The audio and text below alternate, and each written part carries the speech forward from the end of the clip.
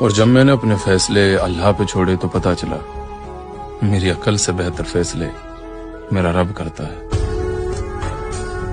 مجھے سمجھ آ گئی کہ جب انسان پورا ٹوٹ جاتا ہے اور جب کوئی چاروں جانب اس کا مددگار نہیں ہوتا تو رب تو ہوتا ہے نا، اللہ تو اس کا مددگار ہوتا ہے نا، وہ تو پھر اپنے اس بندے کی مدد کرتا ہے نا، پھر وہ تو توانائی دیتا ہے نا، وہ تنہا نہیں چھوڑتا، وہ تو آنسوؤں والوں کے آنسوؤں پہ بڑا کرم فرماتا ہے۔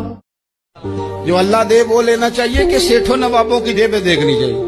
جو اللہ دے وہ قبول کرنا چاہیے یا دیکھنا چاہیے کون سا آدمی کہاں پہنچ گیا؟ چھوڑو، اپنی مٹی پہ چلنے کا سلیقہ سیکھو، کسی کے سنگ مرمر پہ چلو گے تو پھسل جاؤ گے۔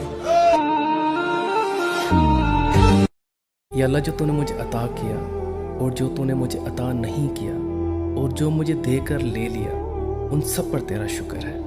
جو تو نے مجھے عطا کیا وہ تیری نعمت ہے، اور جو تو نے مجھے عطا نہیں کیا وہ تیری حکمت، اور جو تو نے مجھے دے کر لے لیا وہ میرا امتحان۔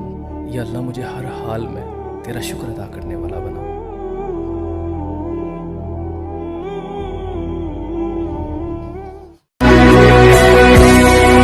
لبيك اللهم لبيك لبيك لا شريك لك لبيك إن الحمد والنعمة لك والملك لا شريك لك۔ امام شافعی فرمانے لگے لوگوں کی باتیں پتھروں کی طرح ہوتی ہیں، یہ روڑوں کی طرح ہوتی ہیں، اگر انہیں کمر کے اوپر رکھ لو گے نا تو یہ تمہاری کمر توڑ دیں گی، اور اگر تم ان کو اپنے پیروں کے نیچے رکھ لو گے تو تمہارا قد اونچا ہو جائے گا۔